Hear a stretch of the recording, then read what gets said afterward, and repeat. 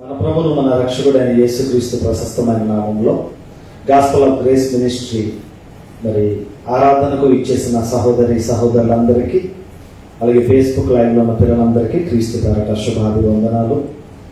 మరి శుక్రవారపు దినాన్న యేసుక్రీస్తు మన కొరకు కల్వరి సిలువలో మరణించిన విధానాన్ని జ్ఞాపకం చేసుకుంటూ ఆయన సిలువలో పలికిన 7 మాటల ఆంతర్యం, యేసుక్రీస్తు సిలువలో పలికిన 7 మాటల ఆంతర్యాన్ని మరి ఒక్కొక్క మాటగా ఆంతర్యం ఏమిటో, ఎందుకు సిలువలో యేసుక్రీస్తు ఆ 7 మాటలు మాట్లాడాడు అనే దానిని గురించి ఈరోజు మనం ఆలోచిద్దాం. ప్రార్థన చేసుకుందాం. తల వంచండి, చిన్న ప్రార్థన చేసుకుని దేవుని వాక్యాన్ని ఆలోచిద్దాం. ప్రార్థన చేసుకుందాం. పరిశుద్ధుడా, ప్రేమ కలిగిన తండ్రి, గతించిన కాలమంతా నీ కృప చేత మమ్మల్ని కాపాడి నీ కుమారుడైన యేసుక్రీస్తును 2020 సంవత్సరాల క్రితమే ఈ లోకానికి పంపి నేను చేసిన అతిక్రమములు, మేము చేసిన దోషములు, పాపములను బట్టి పవిత్రుడు, నీతిమంతుడు, నిష్కల్మషుడైన యేసుక్రీస్తును ఈ లోకానికి మనుషునిగా, మనిషి అవతారిగా ఈ లోకానికి పంపించి మా అందరి నిమిత్తము కల్వరి సిలువలో ఆయన మా కొరకు మరణించిన విధానాన్ని జ్ఞాపకము చేసుకొనొచ్చు. యేసుక్రీస్తు సిలువలో పలికిన 7 మాటల ఆంతర్యమును గూర్చి ఆలోచించుచుండగా సమయోచితమైన జ్ఞానాన్ని మాకు దయచేయండి. వినగలిగే చెవులు, గ్రహించగలిగే మనసులు మాకు దయచేసి వాక్యాన్ని విని విడిచిపెట్టు పిల్లలుగా కాక వాక్య ప్రకారముగా జీవించే వాక్యమును మాకు దయచేయండి. నీ కుమారుడైన యేసుక్రీస్తు మా కొరకు చేసిన త్యాగము ఎంత గొప్పదో, ఆయన మా గురించి తన ప్రాణాన్ని ఏ విధముగా ఇచ్చాడో, ఎందుకు ఇచ్చాడో సమస్తమును ఎరిగిన వారమై నీ చిత్తాన్ని నెరవేర్చి పిల్లలుగా నీ పరిశుద్ధాత్మ నడిపింపు చేత నీ ఆత్మతో మమ్మల్ని నింపి నా నోట నీ మాటను ఉంచి నీ ఆత్మ చేత నడిపించమని యేసు నామములో అడిగి వేడుకొంచున్నాము తండ్రి. మంచిది. సిలువలో పలికిన 7 మాటల ఆంతర్యం అనే దానిని గురించి ఆలోచిద్దాం. మొదటి మాట లూకా సువార్త 23వ అధ్యాయము 34వ వచనాన్ని జాగ్రత్తగా మనం చదువుతున్నప్పుడు, లూకా సువార్త 23వ అధ్యాయము 34వ వచనంలో యేసు, తండ్రి వీరేమి చేయుచున్నారో వీరెరుగరు కనుక వీరిని క్షమించమని చెప్పాను. మొదటి మాటగా మనం ఆలోచిస్తున్నాం. సిలువలో పలికిన మొదటి మాట, తండ్రి వీరేమి చేయుచున్నారో వీరెరుగరు కనుక వీరిని క్షమించు అనే మాట, అనే దాని గురించి ఆలోచిద్దాం. యేసుక్రీస్తును ప్రపంచవ్యాప్తముగా నమ్మిన వారు, యేసుక్రీస్తును నమ్మి ఆయన యందు, ఆయన అడుగుజాడల్లో నడుస్తున్న వారు ఆయన చూపించిన ప్రేమ, ఆయన చూపించిన క్షమాగుణం, ఆయన చూపించిన దయాళత్వం అనే దాని గురించి ఆలోచిస్తే ఏ దేవుడిలో ఆ లక్షణాలు అనేవి కనపడవు. లోకంలో చాలా మంది దేవుళ్ళుగా, దేవతలుగా పిలువబడుతున్న వారిలో దైవత్వముతో ఆ లక్షణాలు కలిగిన వారు యేసుక్రీస్తు ఒక్కడే మనకు కనపడుతూ ఉంటారు. ఎందుకని ఈ మాటలు నేను చెప్తానంటే, యేసుక్రీస్తుని గురించి చెప్పండి అని అడిగితే యేసుక్రీస్తు ప్రేమమయుడు, దయామయుడు, కరుణామయుడు, ఈ విధముగా యేసుక్రీస్తుని గురించి అందరికీ తెలుసు, ప్రజలందరికీ కూడా. ఇక్కడ యేసుక్రీస్తు సందర్భం ఏంటి, ఈ మాట పలకడం, ఆ పలకడానికి గల కారణం ఏంటి అని ఆలోచిస్తే, యేసుక్రీస్తు కల్వరి సిలువలో వేలాడుతున్నాడు.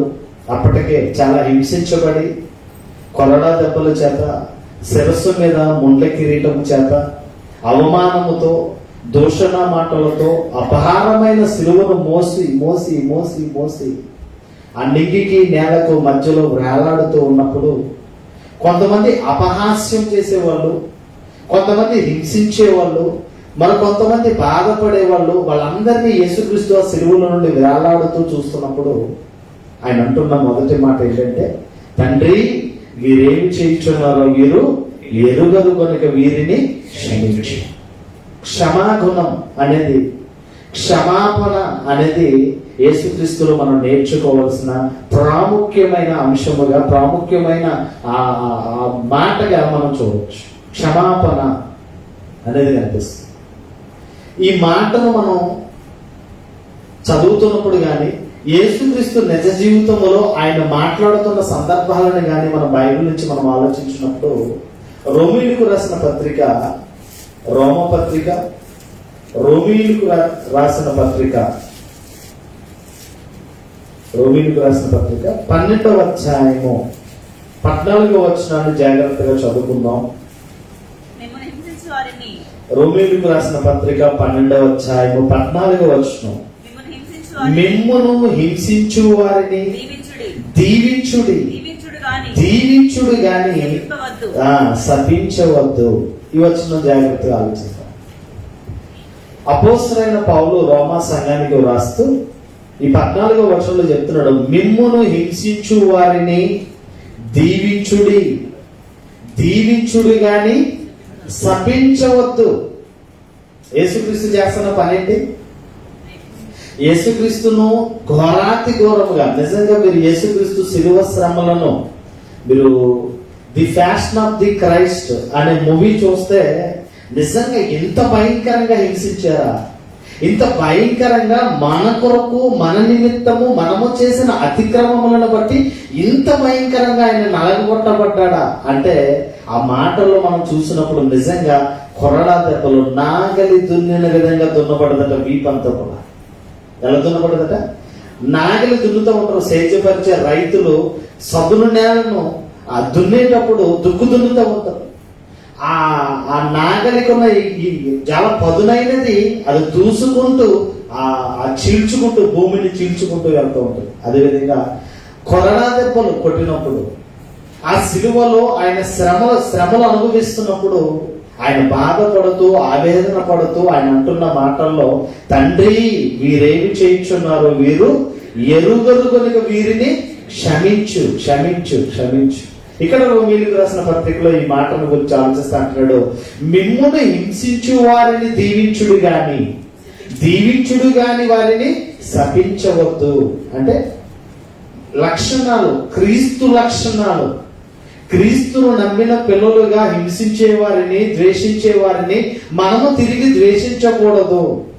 శపించే వారిని కూడా మీరు ఏం చేయాలంటాడు? దీవించండి. అంటే ప్రేమ అనే తత్వాన్ని ప్రబోధిస్తున్నాడు యేసుక్రీస్తు. ఆయనకున్న ఆయుధాలలో ఏ కత్తి, కర్ర ఏమీ పట్టుకోలేదు యేసుక్రీస్తు. ఆయన ఆయుధం ఏంటంటే ప్రేమ. ప్రపంచాన్ని జయించేశాడు. సుమారుగా ప్రపంచ దేశాలు, అగ్రదేశాలు అన్ని కూడా క్రైస్తవ దేశాలు. ఇప్పటికీ కూడా ఎంతోమంది మారుతూ ఉన్నారు. కారణం ఏంటంటే యేసుక్రీస్తులో ఉన్న ప్రేమ గుణం. అదే చెప్తున్నాడు, మిమ్మును హింసించు వారిని ఏం చేద్దాడు? దీవించండి, దీవించుడు గాని శపించవద్దు, శపించవద్దు. హింసించు వారిని దీవించండి. మరొక మాటను మనం ఆలోచిద్దాం. క్రీస్తు ప్రేమను ఎరిగిన వారమై నిన్ను వలె నీ పొరుగు వారిని ప్రేమించు. ప్రప్రదమైన ఆజ్ఞ. క్రొత్త నిబంధనలో ప్రప్రదమైన ఆజ్ఞలుగా నీ దేవుడైన యెహోవాను ఆరాధించు, పూర్ణాత్మతో, పూర్ణ శక్తితో, పూర్ణ వివేకముతో నీ దేవుడైన యెహోవాను ప్రేమించు. మొదటిదైతే. రెండవ ఆజ్ఞగా ఏమిచ్చాడు? నిన్ను వలె నీ పొరుగు వారిని ప్రేమించు. వాళ్ళు శత్రువులైనా, వాళ్ళు తిరుగుబాటు చేసే వాళ్ళైనా, వాళ్ళు హింసించేవారైనా, వారు బాధ పెట్టేవారైనా, వారి ఇబ్బందులకు గురి చేసేవారైనా, ప్రాణము తీసేవారైనా సరే వాళ్ళని ఏం చేయమంటాడు? ప్రేమించండి, అలానే దీవించండి, శపించొద్దు అంటున్నాడు. అంటే ఆ ప్రేమ, ఆ గుణము, క్షమాగుణం, ఆ ప్రేమించే గుణం యేసుక్రీస్తులో నుండి మనం నేర్చుకోవాలి. క్రైస్తవులుగా మనము నేర్చుకోవాల్సిన ప్రప్రదమైనవి. మనం ఎదుటి వాళ్ళని ప్రేమించలేము. ఎదుటి వాళ్ళని మనల్ని ఎవరైనా ద్వేషిస్తే మరలా తిరిగి ద్వేషించే ధోరణ మనలో ఉంటుంది. కానీ యేసుక్రీస్తులో ద్వేషించిన వారిని కూడా క్షమించు తండ్రి అని ఏం చేస్తున్నాడు? ప్రార్థన చేస్తున్నాడు. పేతురు రాసిన మొదటి పత్రిక, 1 Peter పేతురు రాసిన మొదటి పత్రిక 2వ అధ్యాయము 21వ వచనం. 2 chapter 21 verse. క్రీస్తు కూడా అందరూ తీయండి. పేతురు రాసిన మొదటి పత్రిక 2వ అధ్యాయము 21, 22, 23, 24 వచనాన్ని జాగ్రత్తగా మనం చదువుకున్నప్పుడు, క్రీస్తు కూడా మీ కొరకు బాధపడి మీరు తన అడుగు జాడల యందు నడుచుకున్నట్లు మీకు మాదిరి ఉంచిపోయెను. జాగ్రత్తగా ఆలోచిద్దాం. క్రీస్తు కూడా మీ కొరకు బాధపడి, ఎవరి కొరకు బాధపడ్డాడట? ఎవరి కోసం ఆయన శిలువ శ్రమలు, ఎవరి కోసం అంత ఘోరంగా హింసించబడ్డాడు, అంత భయంకరమైన దెబ్బలు, ఆ బాధ ఎందుకు ఎవరి కోసం భరించాడంటే మీకోసం, నా కోసం, మనందరి కోసం. అది చెప్తున్నాడు కదా పేతురు గారు చెప్తూ, ఈ మాటలో చెప్తూ, క్రీస్తు కూడా మీ కొరకు బాధపడి, మన కొరకు బాధపడి తన అడుగు జాడల యందు నడుచుకున్నట్లు మీకు మాదిరి ఉంచిపోయాను. ఎందుకు ఆయన అంత శ్రమలు అనుభవించాడు? ఇదిగో నేను తండ్రి చిత్తమును నెరవేర్చడానికి ఈ శ్రమలు అనుభవిస్తున్నాను. మీరు ఇదిగో యేసుక్రీస్తు సువార్తను ప్రకటించడంలో మీకు వస్తున్న కష్టాలు, బాధలు, ఇబ్బందులు, శ్రమలను అన్నిటినీ కూడా అనుభవించాలి. ఆ అనుభవించడానికి మీ కొరకు నేను ఏ విధంగా బాధపడ్డానో మీరు కూడా అలా బాధపడవలసిన అవసరత ఉంది అని మాదిరి ఉంచిపోయాడంటే మనకి ఆదర్శవంతముగా ఆయనను చూసి మనం నేర్చుకునే విధంగా మనకి మాదిరి ఉంచిపోయాడట. అది చెప్పాడు, క్రీస్తు కూడా మీ కొరకు బాధపడి మీరు తన అడుగు జాడల యందు నడుచుకున్నట్లు మీకు మాదిరి ఉంచిపోయాను. అవసరమైతే యేసుక్రీస్తు లాగా మనము కూడా హింసలు, బాధలు, కష్టాలు, శోధనలు, ఇబ్బందులు అవన్నీ గురవుతాయి. దేవునిలో బ్రతుకుతున్న ప్రతి క్రైస్తవుడికి శ్రమ అనేది ఖచ్చితంగా వస్తుంది. ఎవడైనా క్రైస్తవుడైనందుకు బాధ అనుభవించాలి అంటున్నాడు. అంటే క్రైస్తవులు అంటే ఏమొస్తాయి? సేవకులైనా, విశ్వాసులైనా, సంఘానికి ఏమొస్తాయట? శ్రమలు. ఆ శ్రమలను అనుభవించాలి. అందుకే ఇప్పుడు నేను ఎలా అనుభవించానో మీరు కూడా నా అడుగు జాడలలో నడుచుకోవాలని మనకు మాదిరి కలిగిన వాడే మాదిరి తత్వాన్ని చూపిస్తున్నాడు. అంటే క్రీస్తు ఎలా ఉన్నాడు, ఇదిగో క్రీస్తును నమ్మిన పిల్లలుగా మీరు కూడా ఎలా ఉండాలి? ప్రేమ కలిగి ఉండండి, క్షమాగుణము కలిగి ఉండండి. ఇదిగో క్రీస్తు నడిచిన అడుగు జాడలలో నడవండి. అది మాదిరి. ఆ మాదిరి ఉంచిపోయేను. ఆయన పాపము చేయలేదు, ఆయన నోట ఏ కపటమును లేదు. యేసుక్రీస్తు పాపం చేశాడండి? యేసుక్రీస్తు ఆయన ఘోరమైన పాపం ఏమైనా చేశాడా? నీతిమంతుడు, నిష్కల్మషుడు. తీర్పులోనికి తీసుకువెళ్ళారు, హేరోదు దగ్గర తీసుకెళ్లారు, ఫరో దగ్గర తీసుకువెళ్తే వాళ్ళు ఆ సభ, ఆ ప్రజలందరి ఎదుట న్యాయ తీర్పులో చేతులు కడిగేసుకున్నాడు.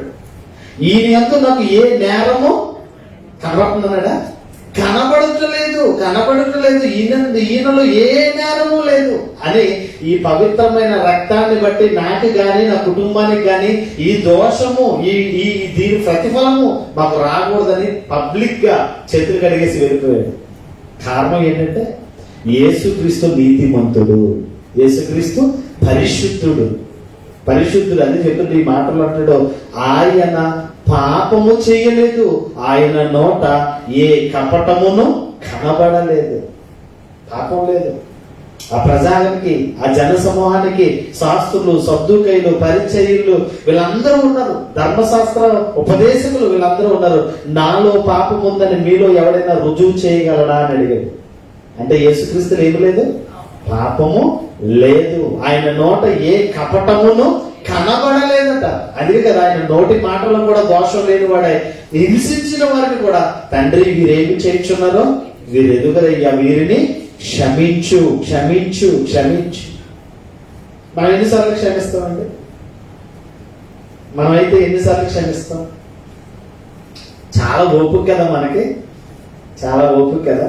ఏదో ఒకసారి పొరపాటును కొట్టాడు అనుకోండి ఆగుతాం, రెండోసారి కూడా కొట్టాడు అనుకోండి ఆగుతాం, మూడోసారి దెబ్బడితే అంతవరకు కూడా అంత ఓపిక కలిగిన వాళ్ళు ఎవరు లేరు. దెబ్బడితే దెబ్బకు దెబ్బ, మాట అంటే మాటకి మాట. కానీ యేసుక్రీస్తు అంటాడు, మీకు మాదిరి ఉంచిపోయాడంటే 4 జాడల్లో మీరు నడవాలి. బొచ్చు కత్తిరించు అని ఎదుట గొర్రె ఏ విధమైన మౌనము ఆ విధేయతను కలిగి ఉందో ఆ విధంగా మీరందరూ ఉండాలి మాదిరి అనేది చూపిస్తున్నారు. అందుకే ఆయన నోట ఏ కపటమును కనపడలేదు, ఆయన దూషింపబడి బదులు దూషింపలేదు, ఆయన శ్రమ పెట్టబడి బెదిరింపక న్యాయముగా తీర్చు దేవునికి తను తాను అప్పగించుకొనెను. మనము పాపము విషయమై చనిపోయి నీతి విషయమై జీవించినట్లు ఆయన తానే తన శరీరమందు మన పాపములను మ్రాను మీద మోసుకుని పోయెను. ఆయన పొందిన దెబ్బల వలన మీకు స్వస్థత కలుగుచున్నది. పాప భారము మోసుకుని వెళ్తున్నాడు.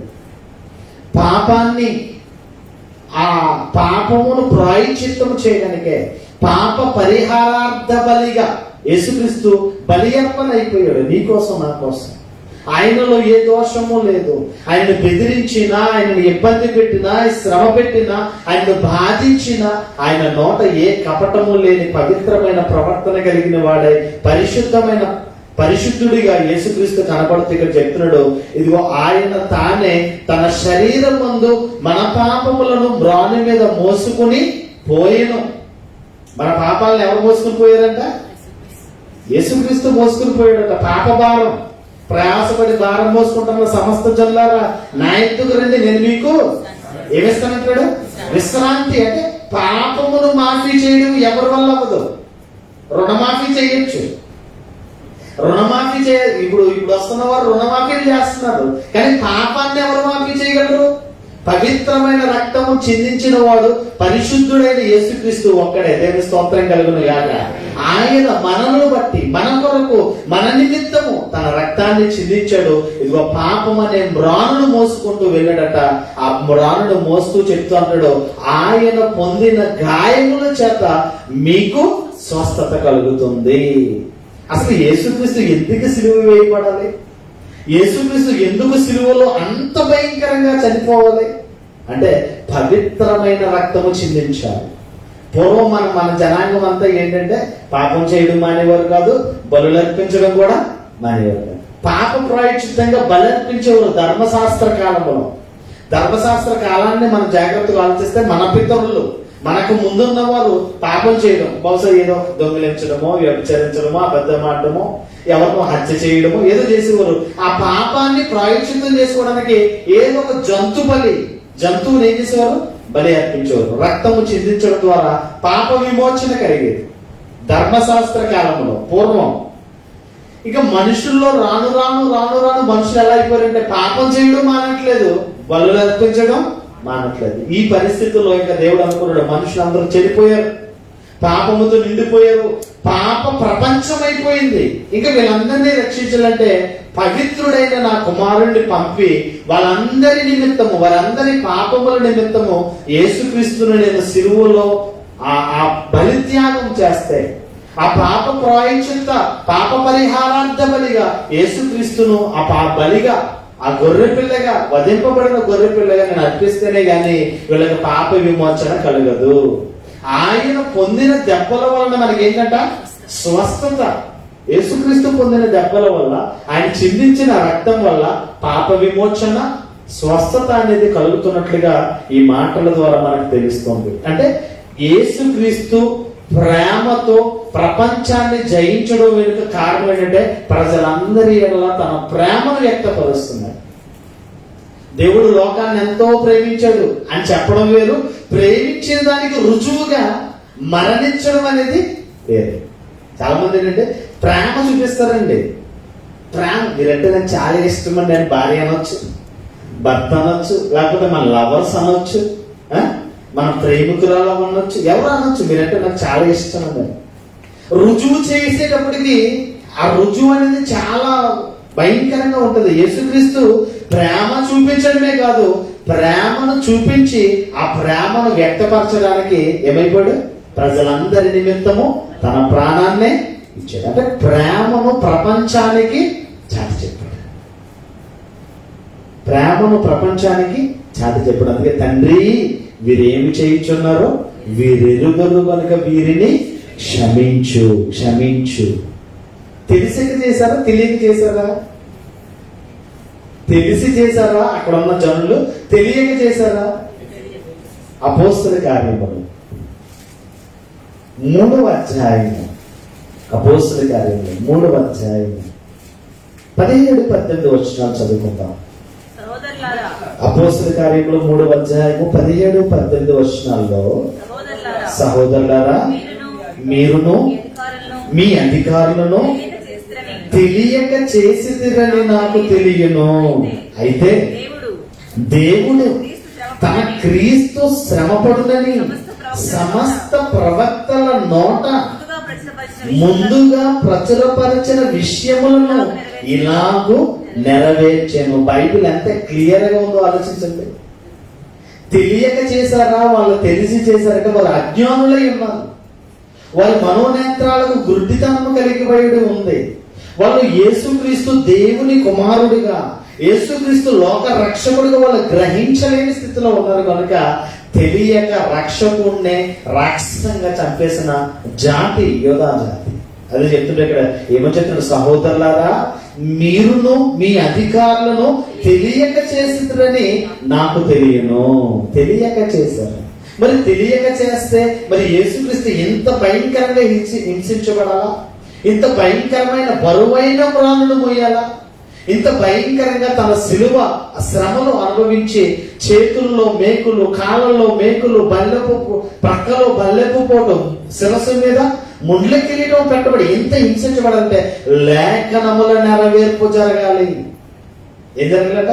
లేఖనములు. చివరిలో చెప్తాడు, ఎంత చక్కగా చెప్తాడు చూడండి. అయితే దేవుడు తన క్రీస్తు శ్రమపడునని సమస్త ప్రవక్తల నోట ముందుగా ప్రచురపరిచిన విషయములను ఇలాగూ అంటే లేఖనముల ప్రవచనములు, లేఖనముల నెరవేర్పు కొరకు యేసుక్రీస్తు శిలువ శ్రమలు అనేవి జరిగినట్టుగా మనకు కనబడుతుంది. యేసుక్రీస్తు జననమును గురించి ముందు ప్రవచించబడ్డది. యేసుక్రీస్తు శిలువ శ్రమలను గూర్చి ముందు ప్రకటించబడ్డది. యేసుక్రీస్తు పునరుత్థానమును గూర్చి ముందు ప్రవచనము నెరవేర్పు అనేది పాత నిబంధన కొత్త నిబంధనలో టైప్ అవుతూ ఉంటుంది. ప్రవచనము నెరవేర్పు అనేది జరుగుతున్నట్లుగా మనకు కనబడుతుంది. ఇక్కడ జరిగిన సందర్భం తెలియక చేశారు కనుక యేసుక్రీస్తు కూడా ఏమంటాడు, తండ్రి వీరేమి చేయించున్నారో వీరెరుగరు కనుక వీరిని క్షమించు. వీరిని ఏం చెయ్యి? క్షమించు. రెండో మాటను మనం వెళ్దాం. రెండో మాట సిలువలో పలికిన రెండవ మాట లూకాసు వార్త 23వ అధ్యాయము. లూకాసు వార్త 23వ అధ్యాయము. లూకాసు వార్త 23వ అధ్యాయము 43వ వచనం. అందుకాయన వారితో నేడు నీవు నాతో కూడా పరదైసులో ఉండు అని నిశ్చయముగా నీతో చెప్పుచున్నాను నేను. సిలువలో దొంగ, యేసుక్రీస్తుకు ఇరువైపులా అటు ప్రక్క ఒక దొంగ, ఇటు ప్రక్క ఒక దొంగని వేలాడదీశారు. వీళ్ళని ఎందుకు వేలాడదీశారు? వాళ్ళు ఏం చేశారు? దొంగతనం, ఎన్నో నేరాలు, ఎన్నో ఘోరాలు చేశారు వాళ్ళు. దానికి శిక్షగా అటు ప్రక్క ఇటు ప్రక్క దొంగలను వేశారు. అయితే ఒక దొంగకు మార్పు వచ్చింది. ఇద్దరు దొంగల్లో ఒకరికి మార్పు వచ్చింది. ఒకడు అంటున్నాడు, నువ్వు దేవుని కుమారుడు అయితే నిన్ను నువ్వు రక్షించుకుని నన్ను కూడా రక్షించు అని ఒకడు దోషంగా మాట్లాడుతున్నాడు. మరొకడు అంటున్నాడు, ప్రక్కన ఉన్నవాడు, రే మనం చేసిన తప్పుకి ఈ శిక్ష మనకి రైట్, ఈ శిక్షను మనం అనుభవించడానికి మనం అర్హులము. కానీ ఈయన యందు ఏ నేరము లేదు, ఈయన ఏ పాపం చేశాడు, ఈయన ఏ నేరములు చెయ్యలేని దేవుని కుమారుడని గుర్తించిన వాడే అడుగుతున్నాడు. ఏమని అడుగుతున్నాడంటే, తండ్రి ఏమంటాడు? అందుకాయన వారితో 42వ వచనం, యేసు నీవు నీ రాజ్యములోనికి వచ్చినప్పుడు నన్ను జ్ఞాపకము చేసుకొనుమనెను. అంటే రాజ్యముతో వచ్చేటప్పుడు అంటే యేసుక్రీస్తు దేవుని కుమారుడు. ఆయన రాజ్యము యెహలోకమైనది కాదు. రాజ్యాలన్నిటికీ రాజులన్నిటికీ రారాజు అని ఎవరు గ్రహించారు? దొంగ గ్రహించాడు. దొంగ ఆలోచించాడు, ఈయన అని ఆయనకు రాజ్యం ఉంది, ఆయన ఆ రాజ్యానికి ఆయనే రారాజాన్ని గ్రహించిన వాడే ఇక్కడ చెప్తాడు, యేసు నీవు నీ రాజ్యముతో వచ్చినప్పుడు నన్ను జ్ఞాపకము చేసుకో. అందుకు ఆయన అంటాడు వానితో, నేడు నీవు నాతో కూడా పరదైసులో ఉండు అని నిశ్చయముగా నీతో చెప్పుచున్నాను నేను. 2 3 లోకాలు మనకు తెలుసు. 3 లోకాలు అంటే ఏంటి? మనం ఉండే లోకం భూలోకం, ఒక లోకం పరలోకం, మరొక లోకం పాతాళ లోకం. 3 లోకాలు ఉన్నాయి. ఈ పరలోకానికి ఈ భూలోకానికి మధ్య మరొకటి ఉంది, పరదైసు. ఆ పరదైసులో మరొక చోటు ఉంది, యాతన పడు స్థలము, నెమ్మది పొందు స్థలము. 2 ఉన్నాయి. ఇక్కడ పరదైసుకు ఎవరు వెళ్తారు? పాతాళానికి ఎవరు వెళ్ళిపోతారు? యాతన పడే స్థలానికి ఎవరు వెళ్తారు? నెమ్మది పొందే స్థలానికి ఎవరు వెళ్తారంటే దేవుని కొరకు నమ్మకంగా బ్రతికిన వారందరూ కూడా వెళ్ళే చోటు పరదైసు. లోకంలో బలాదూరుగా బ్రతికేసి లోకానుసారంగా జీవించేసి దేవుడు అంటే భయము భక్తి లేకుండా బ్రతికి చచ్చిపోయిన వాళ్ళంతా వెళ్ళే చోటు యాతన పడు స్థలం. ఇక్కడ ఈ దొంగకి దేవుడిచ్చిన గొప్పతనం ఏంటంటే, నేడు నీవు నాతో కూడా పరదైసులో ఉండు అని నిశ్చయముగా నీతో చెప్పుచున్నాను. అంటే ఖచ్చితత్వం, సత్యము, నిశ్చయత, వాగ్దానము చేస్తున్నట్లుగా ఈ మాట కనబడుతుంది. సిలువలో ఉన్న దొంగ ఏమన్నా మంచోడా అని ఆలోచిస్తే, గత జీవితాన్ని ఆలోచిస్తే దొంగ జీవితంలో ఏమీ మంచితనం అనేది కనిపించట్లేదు.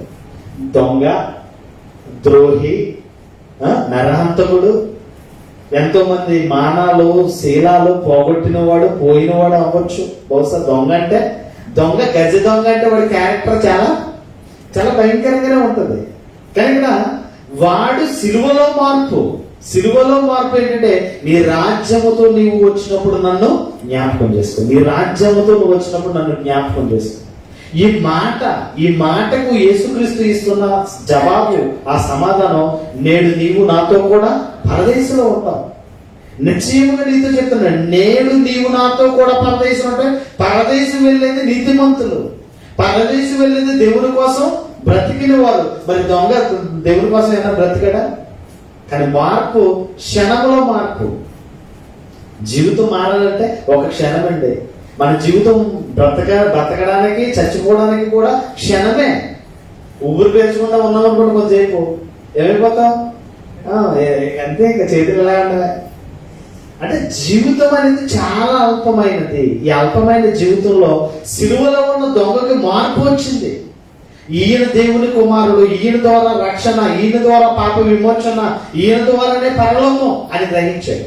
అందుకే యేసుక్రీస్తు, నేనే మార్గం, నేనే సత్యం, నేనే జీవం, నా ద్వారా తప్ప పరలోకానికి ఎవడును రాడు అంటే మార్గదర్శి ఎవరయ్యా అంటే యేసుక్రీస్తు. పరలోకానికి, నిత్య జీవానికి, సత్యానికి, ఈ లోకానికి మార్గం, పరలోకానికి మార్గం ఎవరంటే యేసుక్రీస్తు ఒక్కడే. ఈ యేసుక్రీస్తు ద్వారానే మనకు పరలోకం అని గ్రహించాడు సిలువలో ఉన్న దొంగ. గ్రహించి అంటాడు, అయ్యా నీ రాజ్యముతో నీ వచ్చినప్పుడు నన్ను జ్ఞాపకము చేసుకో. పరదైసు అనేది పరిశుద్ధులకు మాత్రమే వెళ్ళే చోటది, నీతిమంతులు ఉండే చోటది పరదైసు. పరదైసు ఎవరికి ఇస్తానని దేవుడు చెప్పాడు? ప్రకటన గ్రంథం, బైబిల్ చూడండి, ప్రకటన గ్రంథం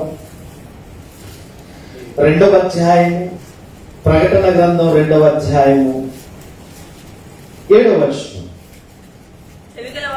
2వ అధ్యాయం 7వ వచనం, చెవి గలవాడు ఆత్మ సంగముతో చెప్పుచున్న మాట వినుగాక. చెవి కలిగిన వాడు పరిశుద్ధాత్మ సంగముతో చెప్పుచున్న మాట వినుగాక.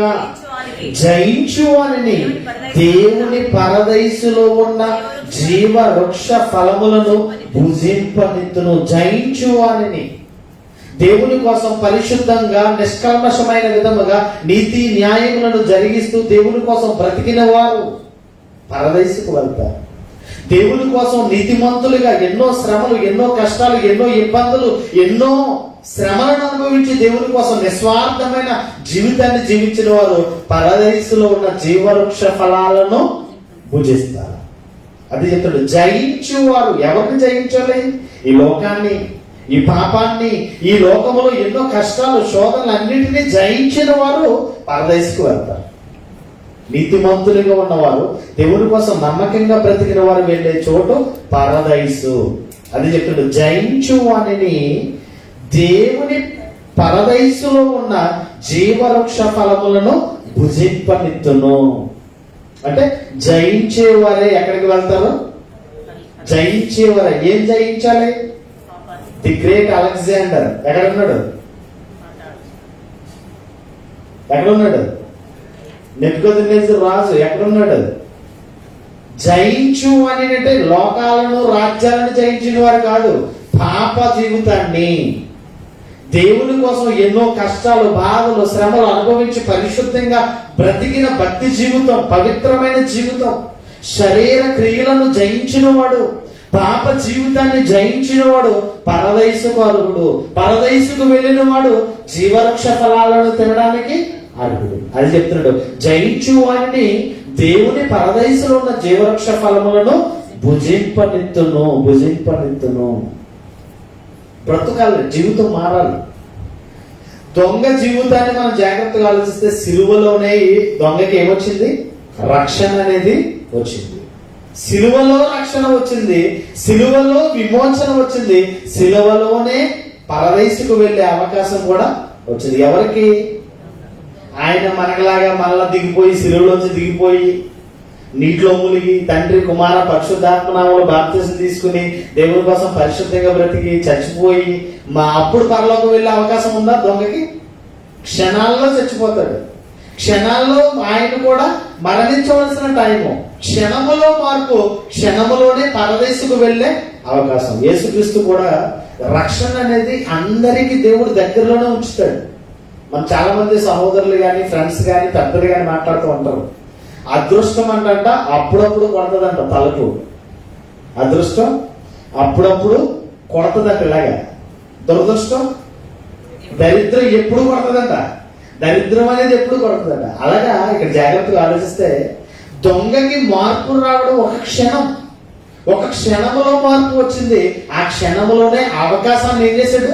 సద్వినియోగం చేశాడు. అదే బైబిల్లో మనం చాలాసార్లు చదువుతాం, ఇదిగో సమయమును పోనీయక సమయమును సద్వినియోగము చేసుకొనొచ్చు జ్ఞానుల వలె, అజ్ఞానుల వలె మీరుండగా జ్ఞానుల వలె నడుచుకోండి. మనం కూడా బైబిల్ ప్రకారంగా దేవుని యందు భయభక్తి కలిగిన వారిగా ఎంతకాలం బ్రతుకుతామో మనకు తెలియదు. బ్రతికిన కాలంలో ఎన్నో మార్లు నేను చెప్తూనే ఉన్నాను, ఎంతకాలం బ్రతుకుతాం? ఈ టైంలో ఎవరికి గ్యారెంటీ ఉంది? దేవుని సన్నిధికి రావడానికి కూడా భయంగా వచ్చాం. దేవుని సన్నిధికి కూడా ఏం జరుగుతుందో, ఎలా ఉంటుందో. ఎందుకంటే ఎటు చూసినా ఏముంది? కంటికి కనబడని సూక్ష్మమైన వైరస్. ఈ వైరస్ తో అందరూ భయపడుతున్నారు తప్ప దేవుడి కోసం భయపడలేని ధోరణ. కనుక చాలా జాగ్రత్తగా, ఈ జీవితం చాలా అల్పమైనది, చిన్నది. కనుక ఈ జీవితంలోనే మార్పు రావాలి. ఈ జీవితంలోనే దేవుడి కోసం బ్రతకాలి. మరొక జీవితం ఉంది, ఆ జీవితంలోనికి మనం వెళ్ళాలంటే ఈ జీవితంలో మనం దేవుని కోసం పరిశుద్ధంగా బ్రతకాలి. అందుకే నీవు నీ రాజ్యముతో వచ్చినప్పుడు నన్ను జ్ఞాపకం చేసుకో. అప్పుడు యేసుక్రీస్తు అంటాడు, నేడు నీవు నాతో కూడా పరదైసులో ఉండు అని నిశ్చయముగా నీతో ఖచ్చితంగా చెప్తున్నాను. లక్కీ బాయ్ అంటాం ఎవరిని? సిలువలో ఉన్న దొంగ. చాలా లక్కీ, అదృష్టవంతుడు, లక్కీ బాయ్. తన జీవితంలో మార్పు వచ్చింది, ఆ జీవితంలోనే, ఆ సిలువలోనే రక్షణ వచ్చింది, ఆ సిలువలోనే పాప విమోచన, ఆ సిలువలోనే పరదేశుకు వెళ్ళే అవకాశము ఎవరికి వచ్చింది? సిలువలో ఉన్న దొంగకి వచ్చింది. కనుక జాగ్రత్తగా జయించాలి దేవుని కొరకు మనం బ్రతకాలి. అంటే పౌలు తిమోతికి చెప్తూ, తిమోతికి రాసిన రెండవ తిమోతికి రాసిన పత్రిక 4వ అధ్యాయము 5, 6, 7 వచనాన్ని మనం చదువుతాం.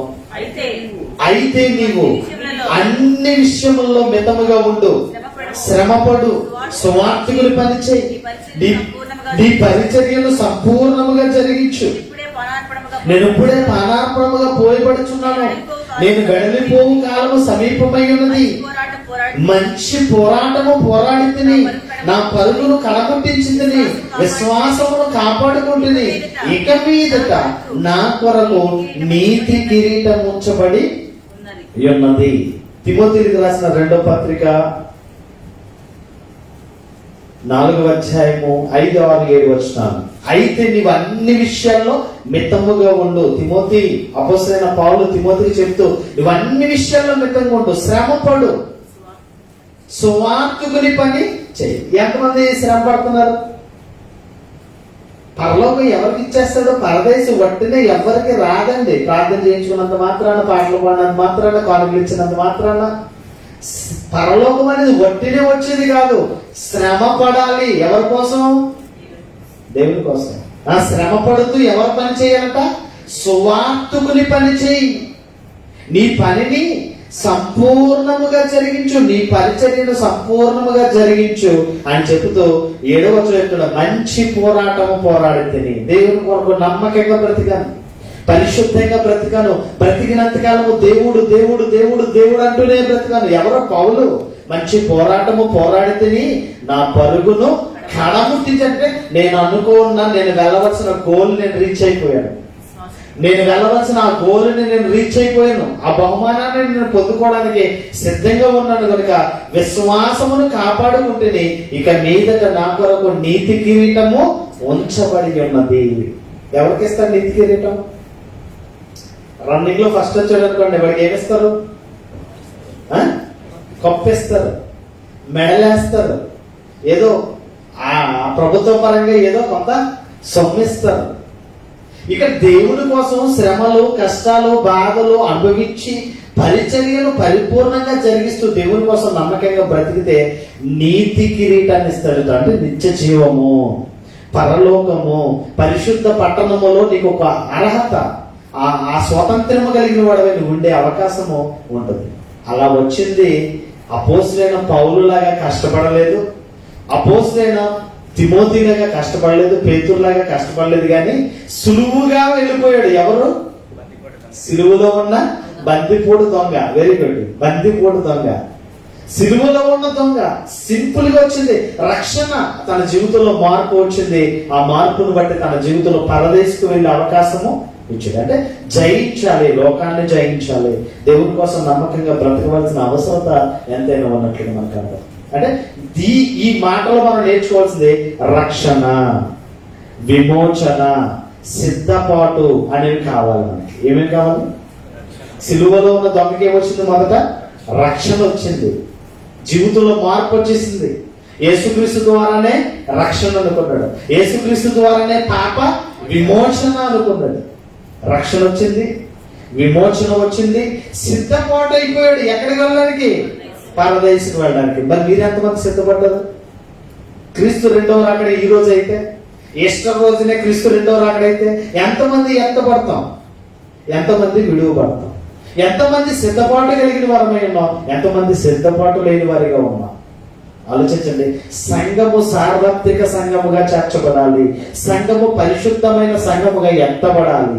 ఇది పరదైసుకు వెళ్లే సంఘంగా మనం ఉండాలి, పరదైసును స్వతంత్రించుకునే సంఘంగా మనం ఉండవలసిన అవసరం ఉంది. అందుకంటాడు, నేడు నీవు నాతో కూడా పరదైసులో ఉండు అని నీతో నిశ్చయముగా చెప్తాను.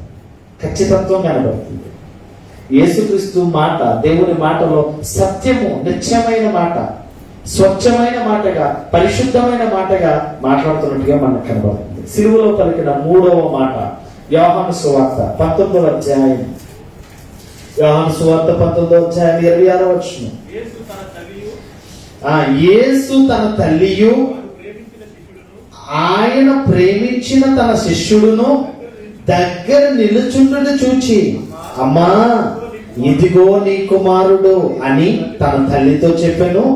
తరువాత శిష్యుని చూచి, ఇదిగో నీ తల్లి అని చెప్పెను.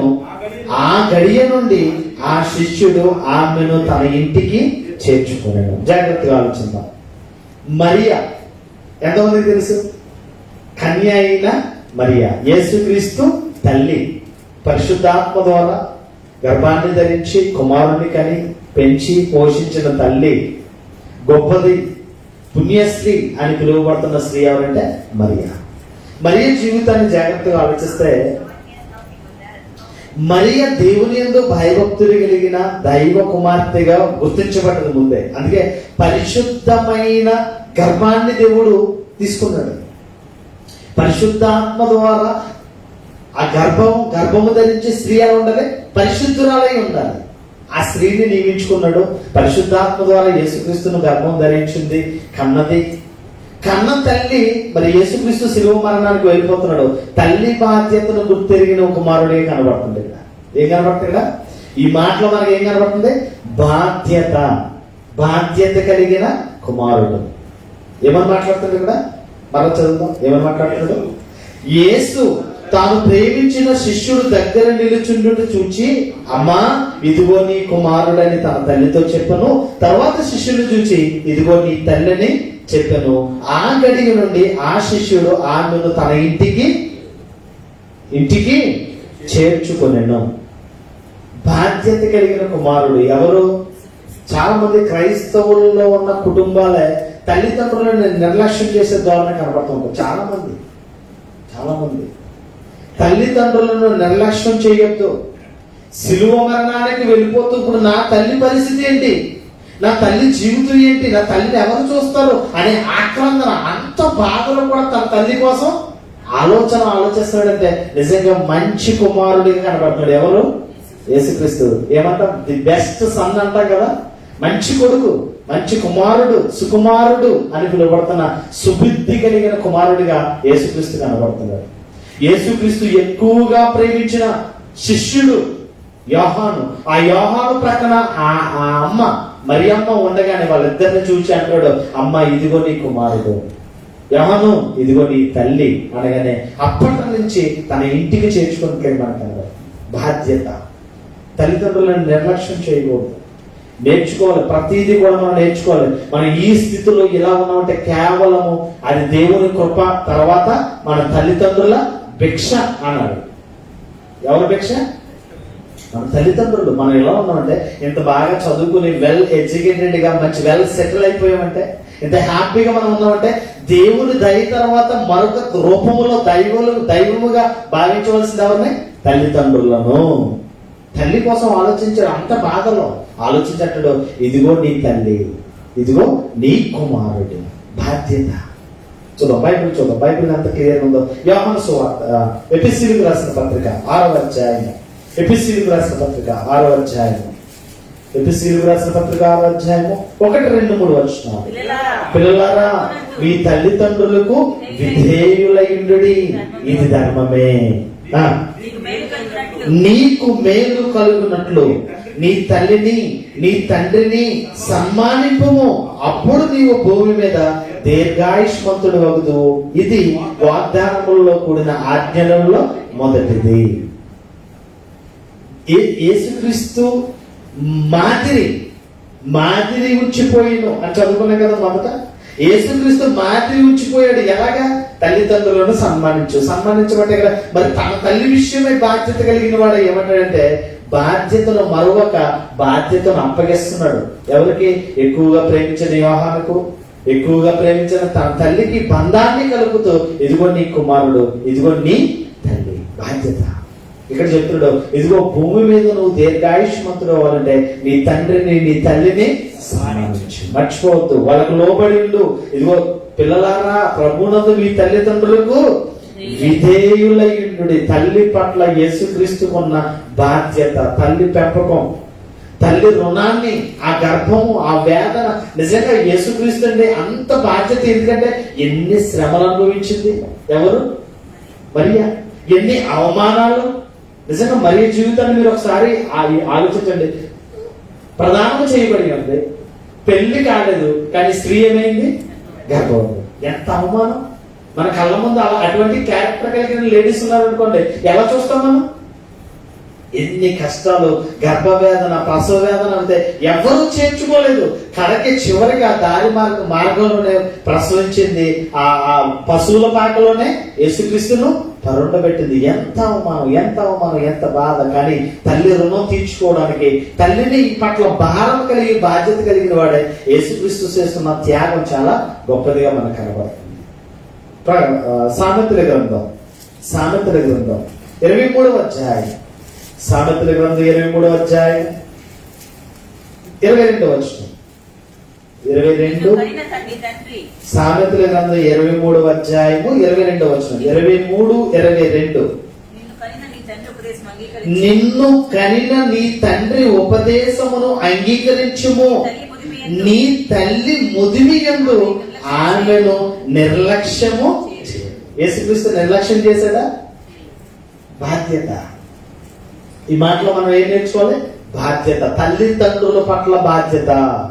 మా పిల్లలు మా మాట వింటలేదండి అంటే నువ్వు సరిగ్గా వాళ్ళని పెంచలేదు, దైవికంగా వాళ్ళని పెంచలేదు. చాలా మంది కంప్లైంట్ ఇస్తూ ఉంటారు, చాలా మంది ప్రార్థన చేయమని అడుగుతారు, మా ఓడే మా మాట వింటలేదండి. ఏం చేసాం కదా, బాగా పెంచామండి. దైవికంగా పెంచాలి. బాధ్యత కలిగిన వాడు ఇక్కడ చెప్తున్న మాట 22వ వచనంలో, నీ తల్లి ముదిమి యందు ఆమెను నిర్లక్ష్యము చేయి. నిర్లక్ష్యం చేశాడు యేసుక్రీస్తు. బాధ్యత అప్పగిస్తూ ఎక్కువగా ప్రేమించాడు. ఎవరిని? యోహానుని. ఎక్కువగా యోహానుని ప్రేమించాడు కనుక నన్ను ఏ విధంగా ప్రేమించాడో నా తల్లిని అదే విధంగా ప్రేమిస్తాడు. తన తల్లి కంటే ఎక్కువగా నా తల్లిని చూస్తాడని బాధ్యతను అప్పగిస్తూ, అమ్మా ఇదిగో నీ కుమారుడు, ఇదిగో నీ తల్లి. బాధ్యత. యేసుక్రీస్తు మాటల్లో మన పిల్లలకి నేర్పాలి. ఎక్కువ సామెతలు నేర్పాలి, ఎక్కువగా వాక్యం నేర్పాలి పిల్లలకి. మనము మన తల్లిదండ్రులను మనం గౌరవిస్తే మనల్ని మన పిల్లలు గౌరవిస్తారు. బాధ్యతను, సభ్యత, సంస్కారాన్ని యేసుక్రీస్తులో నుండి మనం నేర్చుకోవాలి. ఈ మాటలో మనం ఏం నేర్చుకోవాలి? బాధ్యత కలిగిన కుమారుడిగా ఈ బాధ్యతను మనం గుర్తెరగవలసిన వారమైనట్లుగా మనకు కనబడుతుంది. 4వ మాట మత్తయి సువార్త 27వ అధ్యాయము. మత్తయి సువార్త 27వ అధ్యాయము 46వ వచనం. మత్తయి సువార్త 27:46, 47. 46వ వచనం చదువుతున్నాం. ఇంచుమించు 3 గంటలైనప్పుడు యేసు ఏలి ఏలి లామా సబక్తా అని బిగ్గరగా కేక వేసను. ఆ మాటకు నా దేవా నా దేవా నన్నెందుకు చెయ్యి విడనాడితివని అర్థము. ఇంచుమించు 3 గంటలకు యేసు ఏలి ఏలి లామా సబక్తా అని బిగ్గరగా కేక వేసింది. యేసుక్రీస్తు పలికిన మాటల్లో 4వ మాట, నా దేవా నా దేవా నన్నెందుకు చెయ్యి విడనాడితివని అర్థము. ఈ సమయం సిలువలో వేలాడుతున్నాడు. సిలువలో ఏం చేస్తున్నాడు? ఇప్పుడు వేలాడుతూ ఆల్రెడీ 7 మాటలు అయిపోయాయి, పలికేశాడు. ఇప్పుడు ఈ టైము ఇంకా మరణం అయిపోయి ఆ సిలువలో వేలాడుతూ ఉన్నాడు. సిలువలో అలా వేలాడుతున్న సమయం ఇది. ఇంచుమించు 3 గంటలలోనే 4వ మాట అంటే 5, 6, 7 మాటలు ఎప్పుడు మాట్లాడేసి ఉంటాడు? సుమారుగా 4కి మాట్లాడేసి ఉంటాడు. అదే చెప్తాడు. ఇంచుమించు 3 గంటలప్పుడు యేసు ఏలి ఏలి లామా సబక్తా అని బిగ్గరగా కేక వేశాను. ఆ మాటకు అర్థము నా దేవా నా దేవా నన్నెందుకు చెయ్యి విడనాడితివని అర్థము. లేఖనముల నెరవేర్పు కొరకు ఈ మాట మాట్లాడాడు. కీర్తన గ్రంథం చూడండి, బైబిల్ ఎంత లింకప్ అవుతుందో చూడండి. కీర్తన గ్రంథం 22వ అధ్యాయము. అందరూ బైబిల్ తీయండి. కీర్తన గ్రంథం 22వ అధ్యాయము మొదటి మాట. కీర్తన గ్రంథం 22 మొదటి వచనం. నా దేవా నా దేవా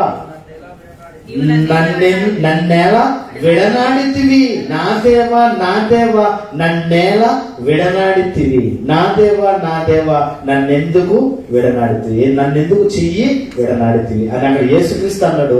ఇక్కడ దావీదు మాట్లాడుతూ నా దేవా నా దేవా నీవు నన్నేలా విడనాడితివి అని మాట్లాడుతున్నట్టుగా మనకు అంటే లేఖనముల నెరవేర్పు. 16-19 వచనాలు చదవండి.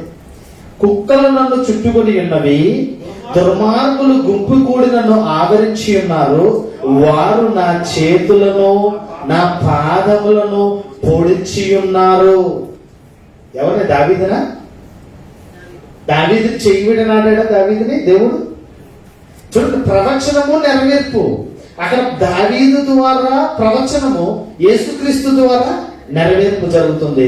అక్కడ యేసుక్రీస్తు సిలువలో 4వ మాటగా నా దేవా నా దేవా నన్నేలా చెయ్యి విడనాడితివి. ఇక్కడ దావీదు అంటాడు నా దేవా నా దేవా నీవు నన్నేలా విడనాడితివి.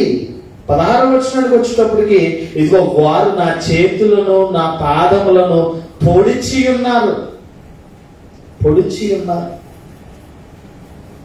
భయంకరమైన ధోరణిలో యేసుక్రీస్తుని ఎంత ఘోరంగా అంటే బ్రతికొండగా చేతుల్లో కాళ్ళల్లో, ఏమంటే ఒక జీవిని చంపడమే చాలా కష్టం. ఒక జీవిని మనం చంపడానికి మనకి వల్లక మార్కెట్కి వెళ్ళి వాడు చంపేసి ఉన్నదాన్ని కొనుక్కు తెచ్చుకుంటుంటాం. చంపడానికి ఇష్టపడే ఒక జీవిని. కానీ యేసుక్రీస్తు బ్రతికొండగానే భయంకరమైన శిలలు, చాలా పెద్దవి, ఆ భయంకరమైన ఇనుముతో చేయబడిన ఆ శిలలతో కాళ్ళల్లో చేతుల్లో వేయబడిన విధానం. అది చెప్తున్నాడు, ఇదిగో వారు నా చేతులను నా పాదములను పొడిచి ఉన్నారు, నా ఎముకలన్నీ నేను లెక్కింపగలను, వారు నిందించుచున్న నన్ను తేరి చూస్తున్నారు, నా వస్త్రములను వారు పంచుకొనిచున్నారు, నా అంగీ కొరకు చీట్లు వేసి. మొదటి మాటలో యేసుక్రీస్తు సిలువలో పలికిన మాట తర్వాత ఉంటుంది, ఇదిగో నా అంగీని వారు చీట్లు వేశారు. దావీదుని ఏమైనా అంగీని చీట్లు వేసినట్టుగా ఉందా? దావీదుని ఏమైనా సిలువ వేసినట్టుగా ఉందా? లేఖనముల నెరవేర్పు జరుగుతుంది. ప్రియమైన సహోదరి సహోదరులారా, బైబిల్ ఎంత క్లియర్ గా ఉందో, బైబిల్ ఎంత స్వచ్ఛమైనదో, బైబిల్ ఎంత పవిత్రమైనదో, యేసుక్రీస్తు చేసిన త్యాగము, యేసుక్రీస్తు జీవితంలో లేఖనముల నెరవేర్పు ఏ విధంగా జరుగుతుందో మనం ఈ మాట ద్వారా మనం చూడగలం. నా దేవా నా దేవా నన్నేల చెయ్యి విడనాడితివి. ఎందుకు చెయ్యి విడనాడాడు యేసుక్రీస్తుని తండ్రి అయిన దేవుడు? 4వ మాటలో మనం నేర్చుకోవాలి కదా ఏదో. ఎందుకంటే చెయ్యి విడనాడాడు? చెయ్యి విడనాడవలసిన అవసరత ఏముంది? అంతవరకు అన్ని కష్టాల్లో, అన్ని బాధల్లో, అన్ని శ్రమల్లో, అన్ని ఇబ్బందుల్లో యేసుక్రీస్తుతో దేవుడు ఉన్నాడు. దేవుడు చెయ్యి పట్టుకునే ఉంది. విడనాడకపోతే తండ్రి చిత్తము నెరవేర్చ, విడనాడకపోతే ప్రజలకు పాప విమోచన లేదు, విడనాడకపోతే ప్రజలకు రక్షణ అనేది లేదు, ఈ విడనాడకపోతే యేసు ప్రాణము విడిచే అవకాశము ఉండదు. చూడండి, మన పిల్లలు మనం తీసుకెళ్తూ ఉంటాం, మన తండ్రి మనం చెయ్యి పట్టుకున్నాం చెప్పి చాలా ధైర్యంగా ఉంటాం. ఒంటరి అయితే, ఒక్కడైపోతే, మనతో ఎవరైనా ఉన్నారనుకోండి ధైర్యంగా ఉంటాం. ఒక్కడైతే ఏదో మొత్తం ఏదో జరుగుతూ ఉంటుంది, ఆందోళనకు గురైపోతూ ఉంటాం. యేసుక్రీస్తు కూడా ఆందోళనకు గురైపోతున్నాడు. ఎందుకంటే యేసుక్రీస్తుని తండ్రి అంతవరకు పట్టుకుని ఉన్నాడు. చెయ్యి విడనాడుతున్నప్పుడు బిక్కరగా వేస్తున్నాడు, ఏలి ఏలి లామా సబక్తా, నా దేవా నా దేవా నన్నేల నీవు చెయ్యి విడనాడితివి. లేఖనముల నెరవేర్పు కొరకు ఈ మాటలు మాట్లాడుతున్నట్టుగా మనకు కనబడుతుంది. అంగీని చీట్లు వేసినట్లుగా మనకు కనబడుతుంది. యేసుక్రీస్తు బ్రతికిన దినాలలో ఎలా ఉన్నాడు, ఏ విధంగా బ్రతికాడు? హెబ్రీయులకు రాసిన పత్రిక 5వ అధ్యాయం 7వ వచనం. 5వ అధ్యాయం 7వ వచనం. హెబ్రీయులకు రాసిన పత్రిక 5వ అధ్యాయం 7వ వచనంలో, శరీరధారి అయ్యున్న దినములలో మహారోదనతోనూ కన్నీళ్లతోనూ తను మరణం నుండి రక్షింపగలవానికి ప్రార్థనలు యాచనలు సమర్పించి భయభక్తులు కలిగి ఉన్నందున ఆయన అంగీకరింపబడిన, ఆయన దేవుని కుమారుడయుండి తాను పొందిన శ్రమల వలన విధేయతను నేర్చుకున్నాడు. యేసుక్రీస్తు ఎక్కడ సుఖపడినట్లుగా ఎక్కడ బైబిల్లో మనకు కనబడదు. ఎక్కడ ఆయన చాలా సుఖం అనుభవించాడు అన్నది బైబిల్లో ఎక్కడ ఒక వచనం కనబడదు.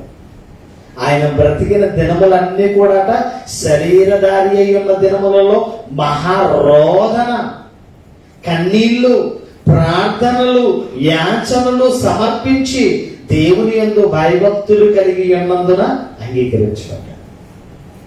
వట్టినే పరలోకం రాదు అని నేను ఎందుకు ఈ మాట చెప్తానంటే, బ్రతికిన దినాల్లో దేవుడి కోసం కష్టాలు అనుభవించాలి. మన ముందున్న అపోస్తులు, ప్రవక్తలు ఎక్కడైనా సుఖపడ్డదండి? ప్రవక్తలు భయంకరంగా చచ్చిపోయారు. అపోస్తులు భయంకరమైన శ్రమల వలన ఇబ్బందులు పడుతూ చచ్చిపోయారు.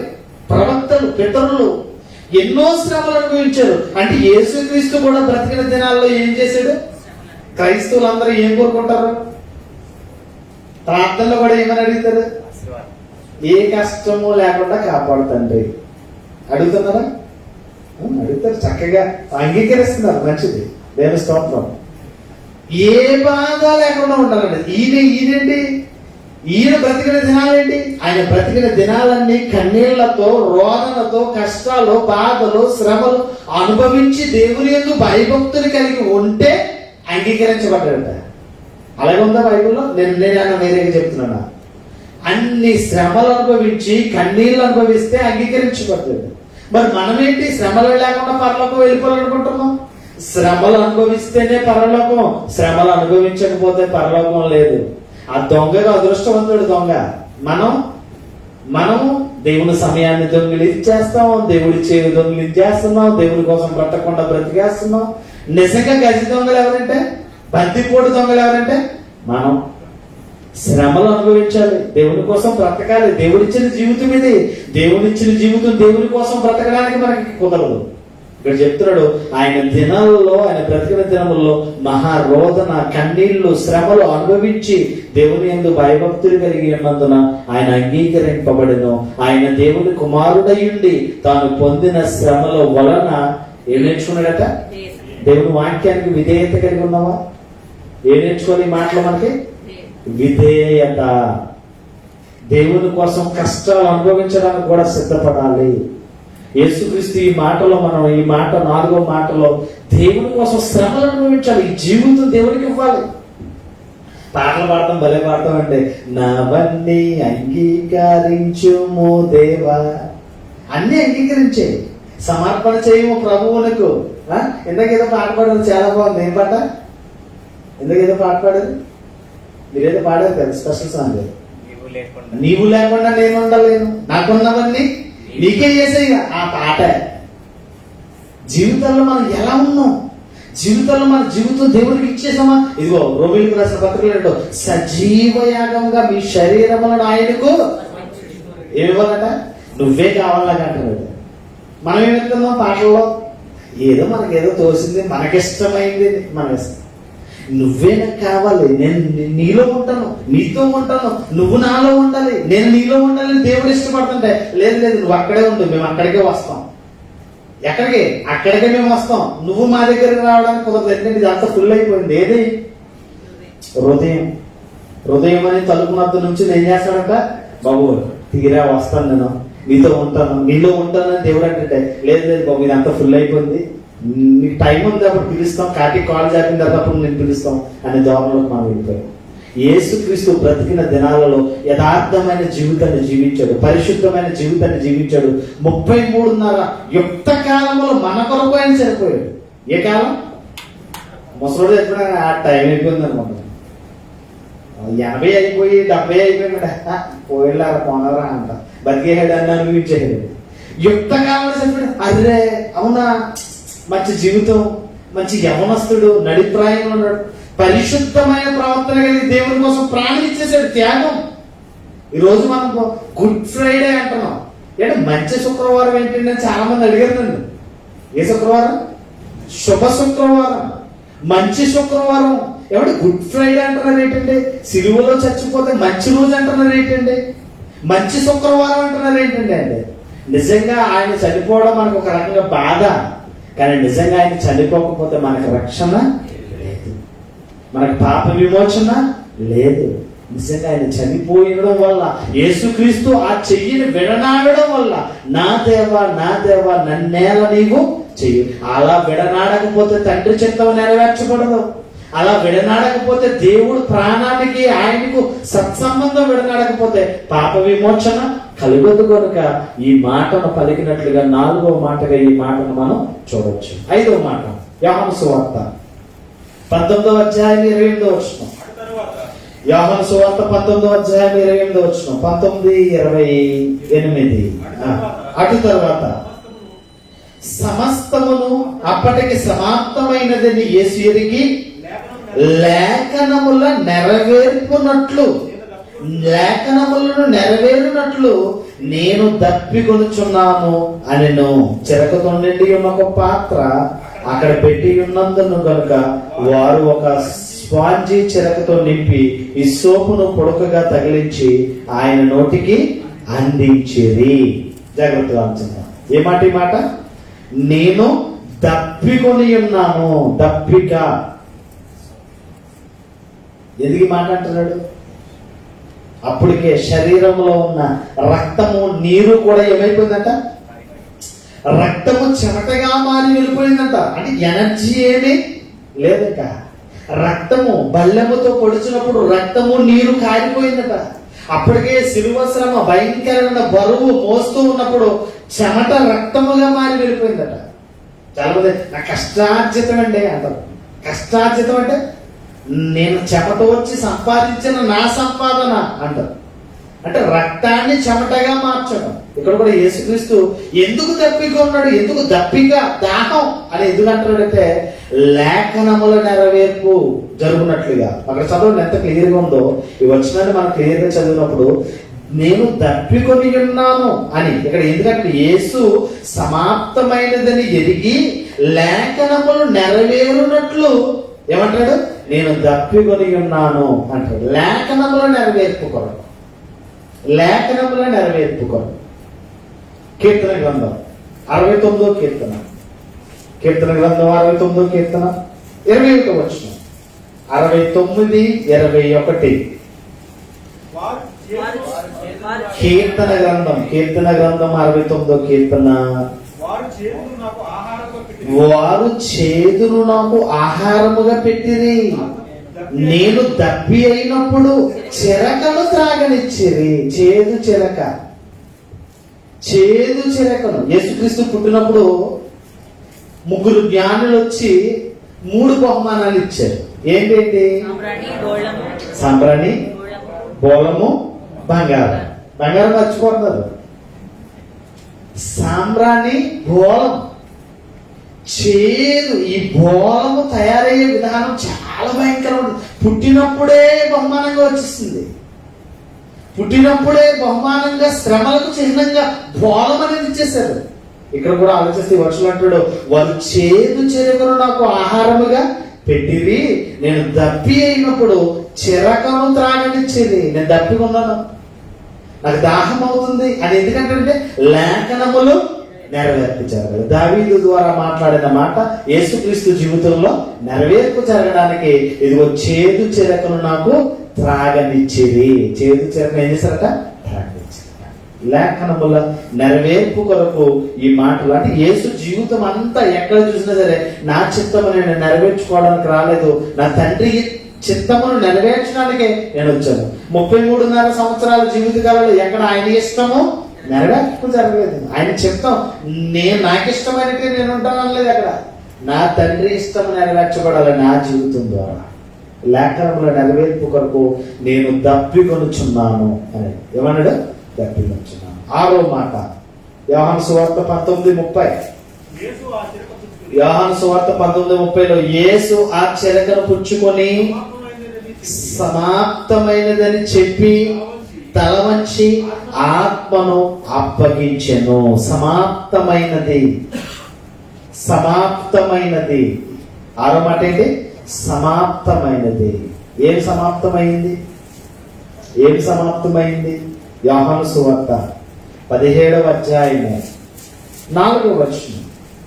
యోహాను సువార్త 17:4 చేయుటకు నీవు నాకు ఇచ్చిన పని నేను సంపూర్ణముగా నెరవేర్చి భూమి మీద నేను నిన్ను మహిమపరిచితిని.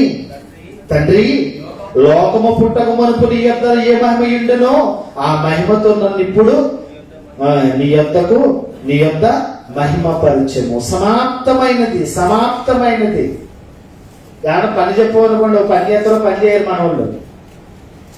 చాలా మంది కూడా పని చెప్తే 100% పని చేయరు. కంపెనీలు అవ్వచ్చు, ఉద్యోగాలు అవ్వచ్చు, కుటుంబంలో అవ్వచ్చు, ఏదైనా సరే 100% ఫుల్గా చేయరు. కానీ యేసుక్రీస్తు దేవుడు ముందే చెప్పాడు, నాయనా నువ్వు లోకంలోకి వెళ్ళాలి, నా పని నిమిత్తం నువ్వు బ్రతకాలి, కష్టాలు, శోధనలు, ఇబ్బందులు, శ్రమలు అన్ని అనుభవిస్తావు, నువ్వు అద్భుతాలు చేస్తావు, ఆశ్చర్యమైన క్రియలు చేస్తావు, ప్రజలందరిలో గొప్పవాడిగా ఉంటావు, ప్రజలందరి ద్వారా నువ్వు హింసించబడి ఘోరాతి ఘోరంగా చనిపోతావు. ఇవన్నీ చెప్పి పంపించాడు. ఎవరిని?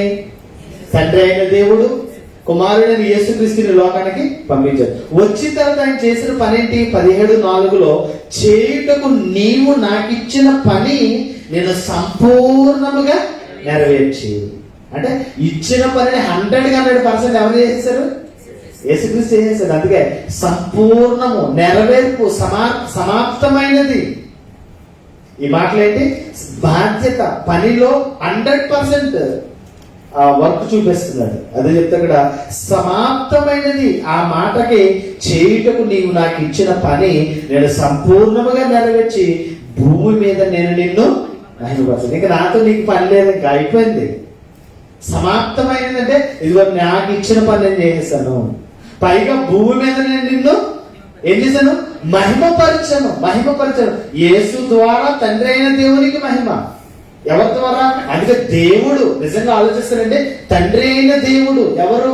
యెహోవా, సృష్టికర్త, సర్వేశ్వరుడు, లోకాలను కలిగించినవాడు, నిన్ను నన్ను పుట్టించినవాడు, తండ్రి అయిన దేవుడు.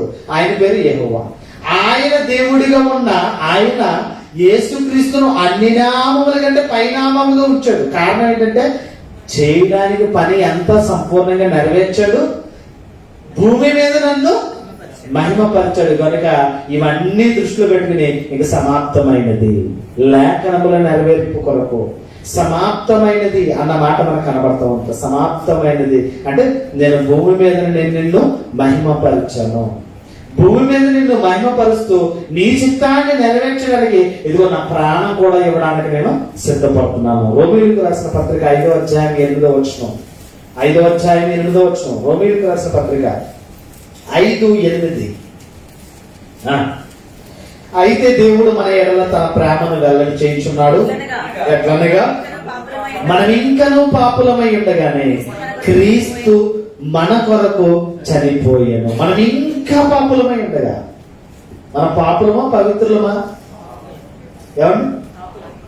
పాపులు. ఎందుకు చెప్తున్నారు పాపులమని? నువ్వు పాపివా పరిశుద్ధుడువా? పాపివా పరిశుద్ధుడువా? క్లారిటీ లేదు. ఎంతకుముందు పాపులు, ఇప్పుడు పరిశుద్ధుడు. అంతకుముందు మన ఆధ్యాత్మిక క్రమం వలన పాపం వల్ల వచ్చే జీతము చేరువైపోయాం. ఆజ్ఞను అతిక్రమించి పాపం చేసాం. పాపం వల్ల వచ్చే జీతము మరణానికి చేరువయ్యాం. మరణములో నుండి మనల్ని రక్షించడానికి యుక్త కాలంలో యేసుక్రీస్తు మన నిమిత్తము ఏమైపోయాడు? అదే రోమీయులకు రాసిన పత్రిక 5:8 ఏమంటాడు ఇక్కడ? దేవుడు మన ఎడల తన ప్రేమను వెల్లడిపరుచుచున్నాడు. ఎట్లనగా మనం ఇంకా పాపులమై ఉండగా క్రీస్తు యుక్త కాలమున మన కొరకు చనిపోయాను. క్రీస్తు మన కొరకు చనిపోయాడు. ఎవరి కోసం చనిపోయాడు? ఎవరి కోసం అండి? నా కోసం, నీ కోసం, మన అందరి కోసం ఆయన ఏమైపోయాడట? చనిపోయాడు. అదిగో దేవుడు చెప్పిన పనంతా అయిపోయింది కనుక నేను చచ్చిపోవడానికి సిద్ధమవుతున్నాను కనుక ఇంకేమన్నాక సమాప్తమైనది, కంప్లీట్ అయిపోయింది, నా వీసా అయిపోయింది, నేను వెళ్ళిపోతాను ఇక అని మనం ఎలా అనుకుంటాము? వీసా అయిపోయింది అనుకోండి, కంపెనీ నుంచి మనకి ఏం రావాలి? క్లియరెన్స్ అయిపోయింది అనుకో, అప్పుడు మనం అంటాం సమాప్తం అయిపోయింది. శుభం పలికేస్తారు చూడండి. మూవీస్ లో మూవీ ఎంత అయిపోయిందంటే ఒకటి వస్తుంది, కూర్చోవద్దురా బాబు లేచి వెళ్ళిపోండి అని. ఏంటది? శుభం, సమాప్తం, ది ఎండ్ అంటాడు. ఇక్కడ కూడా ఆలోచిస్తే సమాప్తమైనది. తండ్రి చిత్తం నెరవేర్చబడ్డది. తండ్రి చిత్తమును నెరవేర్చేశాడు. ఇదిగో ప్రాణం ఇవ్వడానికి సిద్ధపడుతూ సమాప్తమైనది అని చెప్తున్నట్టు ఈ మాట మనకు కనపడుతుంది. అంటే ప్రాణత్యాగం. పని చేశాడు, పనిని సంపూర్ణం చేశాడు. పనిని సంపూర్ణం చేయడంలో ప్రాణత్యాగం చేసి విధేయత కలిగిన వాడై, ప్రేమ కలిగిన వాడై, తగ్గింపు జీవితాన్ని కలిగిన వాడై సమాప్తమైనది అని పలుకుతున్నట్టుగా మనకు కనబడుతుంది. సిలువలో పలికిన 7వ మాట ముగించేస్తాను ఇక, టైం అయిపోయింది. 7వ మాట లూకాసు వార్త 23వ అధ్యాయం. లూకాసు వార్త 23వ అధ్యాయము 46వ వచనం. లూకాసు వార్త 23:46.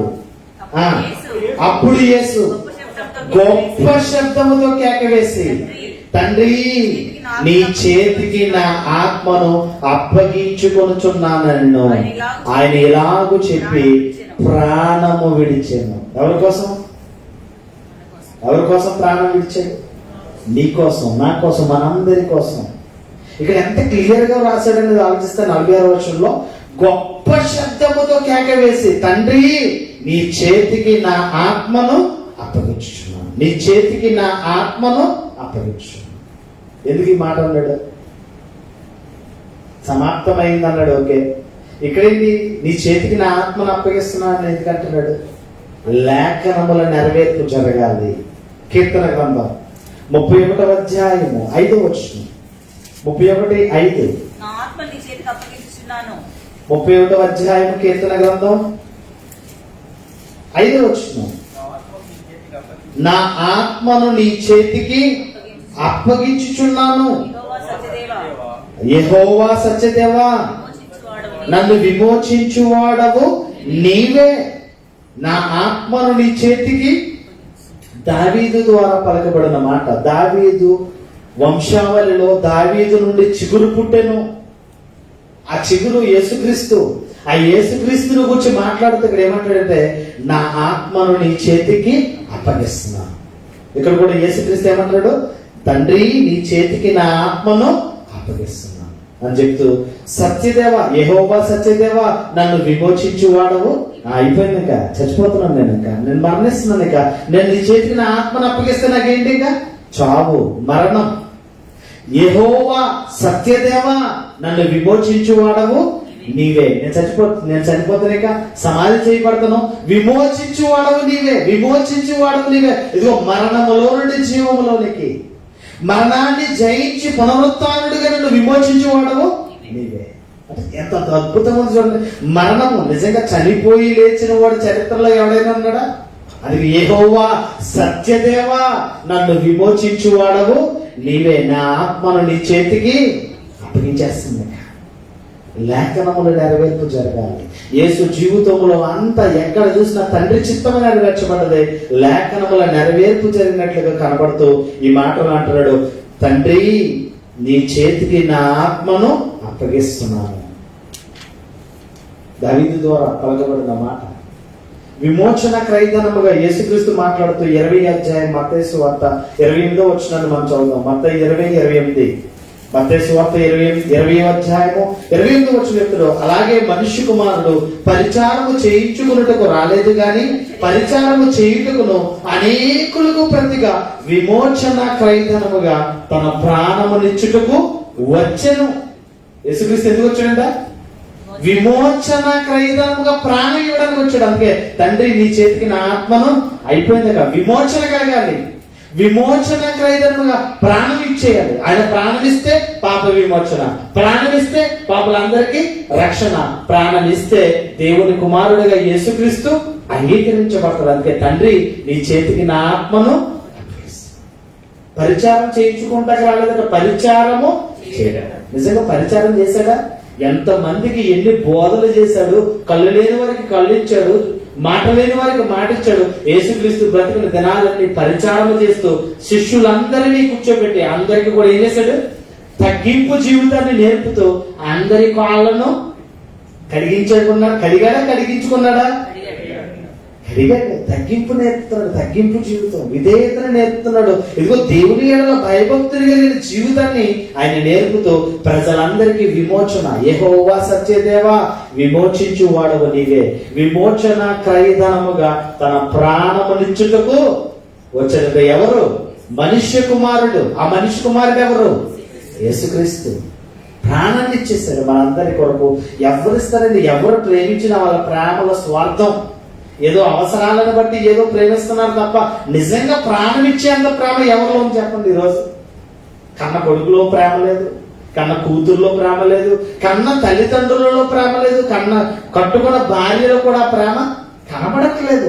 ఏదో ఉండాలి ఆవిడతో మరి పెళ్లి చేసుకున్న తర్వాత అడిగి మంచోడు, తాగుబోతుడు, తిరిగిపోతాడు, కొట్టేవాడు, తిట్టేవాడు పడాలి. ఇంకా తాడి కట్టుకున్న తర్వాత బంధం 3 ముళ్ళు బంధం ఆ విడనాడే వరకు తప్పదంగా. ఏదో అడ్జస్ట్మెంట్ అయిపోతున్నారు, బతికేస్తున్నారు అంతే. నిజంగా ప్రేమిస్తే ఆ ప్రేమకు నిర్వచనంగా ప్రాణం పెట్టేది ఎవరు? యేసుక్రీస్తు ఒక్కడే కనబడుతున్నాడు చరిత్రలో. ప్రపంచవ్యాప్తంగా మనం నమ్ముకున్న దేవుడు తప్ప మన కొరకు ప్రాణం పెట్టేవాడు యేసుక్రీస్తు తప్ప ఎవరు కనబడట్లేదు. అంతే. తండ్రి, నీ చేతికి నా ఆత్మను అప్పగించు, నీ చేతికి నా ఆత్మను అప్పగించుకుంటున్నాను. నీ మాట మనకు పలికినట్లుగా మనకు కనబడుతుంది.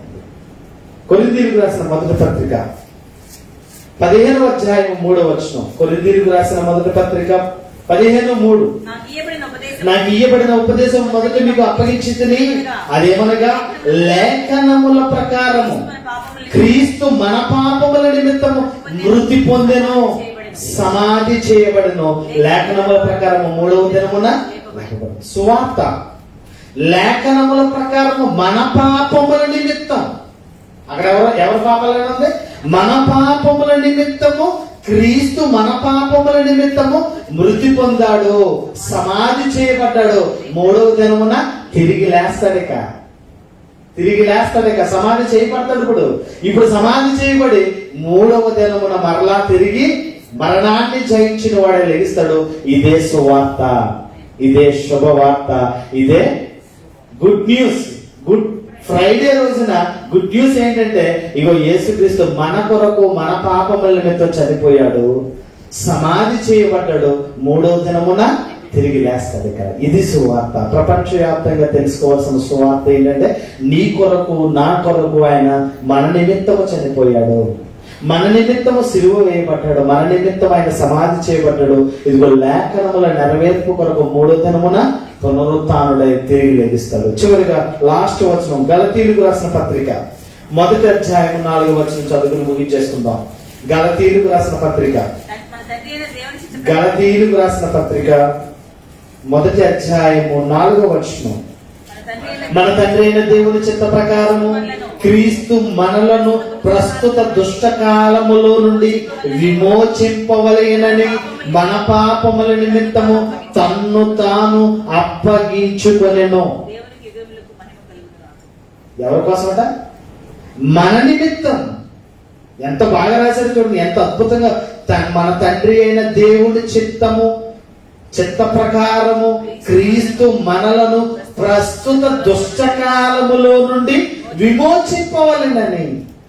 ప్రస్తుత దుష్టకాలములో నుండి మనకు విమోచన కలగాలని మనందరి నిమిత్తము, మనందరి పాపముల నిమిత్తము తను తానే అప్పగించేసుకున్నాడు. యేసుక్రీస్తు ప్రేమ ఎవ్వరు చూపని ప్రేమ, ఎక్కడ దొరకని ప్రేమ, శాశ్వతమైన ప్రేమను చూపిస్తూ ఇదిగో మనందరికీ విమోచన కలిగించాడు. మనందరి నిమిత్తం ఆయన కలువరి సిలువలో మరణించి ఇదిగో సిలువలో పలుకుతూ, తండ్రి నీ చేతికి నా ఆత్మను అప్పగిస్తున్నానయ్యా. దుష్టకాలములో నుండి ప్రజలందరికీ విమోచన కలిగించడానికి ఇదిగో మనందరి నిమిత్తము ఆయన చనిపోయి తను తాను అప్పగించుకున్నట్టు మనకు కనబడుతుంది. దేవునికి యుగ యుగములు మహిమ కలుగును గాక. విత్తబడిన వాక్యము మన వినికుడిలో ఫలించును గాక.